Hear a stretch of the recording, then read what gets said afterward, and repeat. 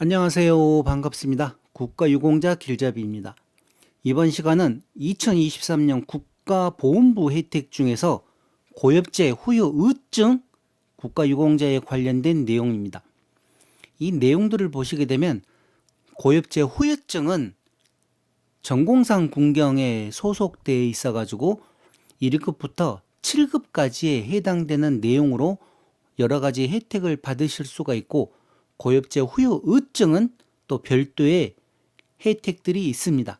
그러나 이 고엽제 후유 의증이신 분들 중에서 2023년 4가지 후유 의증 질병이 후유증으로 전환되면서 많은 분들이 이번에 또 혜택을 받게 되었습니다. 그러니 고엽제 후유 의증이신 분들, 나머지 질병들도 빨리 모두 고엽제 후유증으로 전환되기를 바라며, 그 내용을 살펴보겠습니다. 먼저 국가보훈처 남한의 예우라는 홈페이지에서 이와 같이 대상 구분별 지원을 클릭을 하시게 되면 대상 구분별 지원 안내가 나옵니다. 그 대상 구분에서 화살표를 클릭을 하게 되면 고엽제 후유 의증 국가유공자라는 데가 있습니다. 이 내용을 클릭을 하시게 되면 보훈 급여금부터 상세한 내용이 나옵니다. 장애 등급 판정을 받은 분께는 매월 15일 날 고엽제 수당을 입금을 해 드린다고 합니다. 그런데 고엽제 후유증에서는 보상금이라고 하고 고엽제 후유 의증에서는 수당이라고 합니다. 나중에 이와 관련돼서 제가 따로 영상으로 하나 별도로 만들어 드리겠는데, 이 수당일 경우와 보상금일 경우에는 이게 공적 수입 금액인지 아니면 일반 금액인지에 따라서 세금이 내고 안 내고가 또 차이가 있습니다. 그리고 우리가 일반적으로 소득을 잡을 때 보상금은 소득으로 잡히지만 이 고엽제 후유 의증 수당은 그 소득에 잡히지를 않습니다. 먼저 고엽제 수당에 대해서는 2023년 기준으로 경도는 54만 1,000원, 중등도는 82만 5천원, 고도장애는 111만 9천원을 지급을 해드리고, 고엽제 후유증 2세 환자 수당으로는 경도 124만 4천원, 중등도 154만 9천원, 고도 199만 3천원을 지급을 해드립니다. 그리고 여기 조건이 하나 있죠. 고엽제 후유 의증과 국가유공자, 그러니까 전공상 군경 아니면 재해부상 군경이거나 참전 유공자에 해당되는 경우 고엽제 수당이나 보상금, 참전 명예 수당 중 한 가지를 택하여서 지급을 한다고 합니다. 본인들이 만약에 참전 유공자에 해당되면서 고엽제 후유증 질병으로 전공상 군경에도 해당되고 또 고엽제 후유 의증 질병도 있어서 그 질병이 경도에 속한다 아니면 중등도에 속한다 하게 되면 벌써 한 사람의 3가지의 수당을 받을 수가 있습니다. 그런데 그거를 규제를 해놨기 때문에 한 가지만 선택을 해서 받으라는 내용입니다. 그래서 많은 분들이 병급 규제를 해제해달라고 하는 이유가 이래서 그런 것입니다. 그리고 고엽제 후유증 2세와 관련된 내용이 있습니다. 그리고 만약에 생활이 곤란한 분들은 생계지원금을 지급하는데 80세 이상 고엽제 후유 의증 받으시는 분들 중에서 신청을 하셔가지고 지급 조건이 되면 매월 10만 원을 또 지급을 해드린다고 합니다. 다음은 교육지원입니다. 장애 등급 판정을 받은 고엽제 후유 의증 대상자 및 자녀의 교육비를 지원해 드립니다. 그런데 조건이 2012년 7월 1일 이후 신규 등록자의 자녀는 30세 이전에 입학한 경우에만 지원을 해드린다고 합니다. 그러면 지금 대부분 다 75세 이상인 분들인데 그분들에게 30세 이전 자녀분들이 있을 경우에는 가능하지만 30세를 넘어가 버리게 되면 이와 관련된 혜택을 받으실 수가 없습니다. 그래서 중고등학교 혜택, 대학교 혜택, 그리고 대학원까지 있는데 이런 내용들 확인을 해서 가능하시면 또 신청을 한번 해 보시기 바랍니다. 교육 지원으로 해서 이 금액도 적은 금액이 아닙니다. 다음은 취업 지원입니다. 자, 여기 또 조건이 있는데 이 조건도 확인을 해 보셔야 됩니다. 2012년 7월 1일 이후 신규 등록 장애 등급 판정을 받은 고엽제 후유 의증 대상자의 자녀는 1인에 한하여 지원되고 취업 알선도 3회로 제한이 된답니다. 그리고 2016년 6월 23일 이후 신규 등록한 장애 등급 경도 이하 판정자의 자녀는, 그러니까 경도 장애를 판정받으신 분의 자녀는 취업 지원이 비대상이라고 합니다. 채용 시 가점을 드리는데 고엽제 후유 의증 대상자에게는 10%를 드리고 가족은 5% 가산을 해드립니다.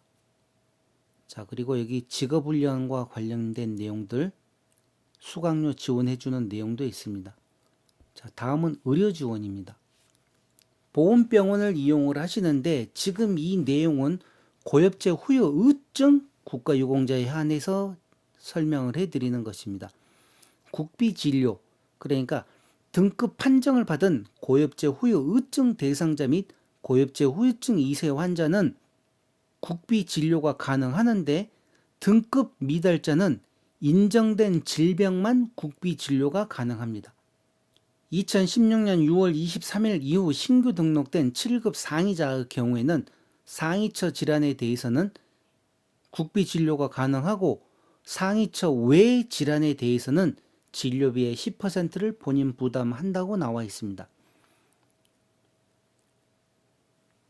자, 그리고 위탁병원에서도 진료를 받을 수가 있고 응급 상황 발생을 했을 때는 일반 병원에서 진료를 받고 14일 이내에 그와 관련된 내용을 보훈청에 알려주고 일반 병원 진료비를 반환을 받으시기 바랍니다.